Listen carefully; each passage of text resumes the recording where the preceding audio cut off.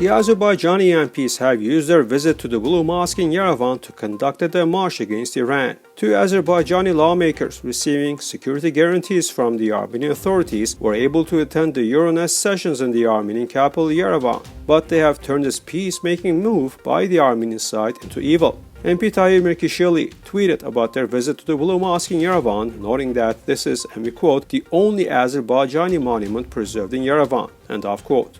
To note, the Blue Mosque is Iranian, but Azerbaijan frequently tries to appropriate it, among other things, to substantiate its territorial claims to Armenia. Some political experts in Armenia noted that amid the recent bloody Nagorno-Karabakh war and the tense situation created, Azerbaijani MPs should not be allowed to visit Armenia. Protests have been held since the first day they came. Armenian youth protested yesterday in front of the Marriott Hotel, where all the Euronest session participants have been staying. The protesters, including the young woman and a journalist, have been forcibly apprehended at night. Armenian Human Rights Chief Arman Tatoyan visited them during his last press conference before his resignation. Tatoyan noted that those apprehended said that force was used against them.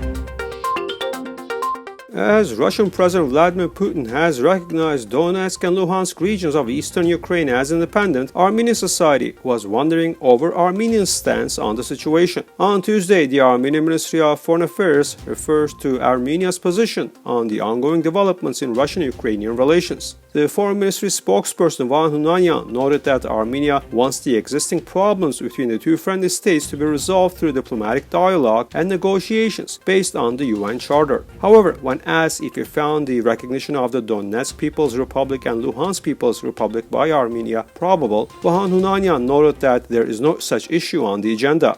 The opposition has already said that Armenia should not recognize the independence of separatist republics as long as Russia does not officially recognize Nagorno-Karabakh as an independent republic. Meanwhile, the authorities mostly declined to comment on their stance.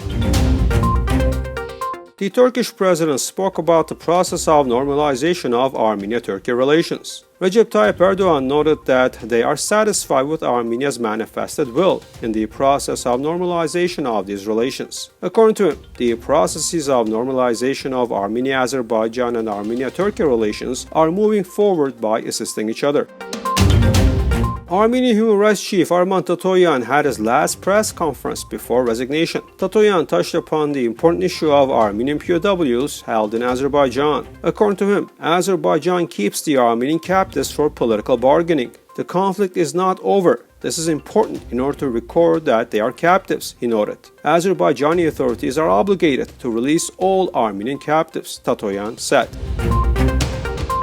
Russian and Azerbaijani presidents Vladimir Putin and Ilham Aliyev signed Tuesday a declaration on allied cooperation between Russia and Azerbaijan. The leaders met Tuesday in Moscow and held nearly 4-hour talks. Russian President Vladimir Putin told reporters after the talks that it is important to fully reach all agreements on the Karabakh settlement plan. Aliyev in turn noted that the withdrawal of all Armenian troops from Karabakh and the opening of communications are a legal obligation of Armenia. By the way, before Tuesday's talks, the Kremlin reported that Russia intends to officially raise relations with Azerbaijan to alliance level.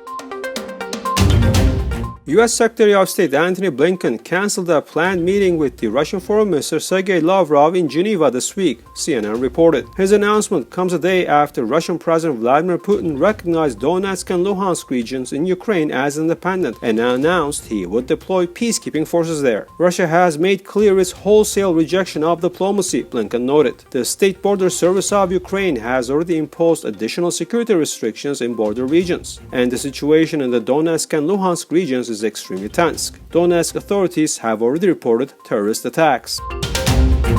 The COVID-19 restrictions are loosening all over the world. The most pronounced pullbacks and restrictions are in Europe, for many months the world's epicenter of the pandemic, as well as in South Africa, where Omicron was first announced publicly, and the United States. In Britain and the US, as in South Africa before them, COVID-19 cases skyrocketed at first but are now coming down rapidly. The World Health Organization this week said some countries can now consider carefully relaxing the rules if they have high immunity rates, their healthcare systems are strong, and the epidemiological trends are going in the right direction. Armenia is considering lifting the COVID-19 requirements in Armenia amid some stabilization of the situation as well. However, the head of the Department of Infectious Diseases on Tuesday noted that although the number of new cases registered in Armenia has decreased in recent weeks, the epidemic situation remains tense. Armenia confirms almost 1,000 COVID-19 cases a day, while the total number has exceeded 410,000, and the death toll has reached 8,378.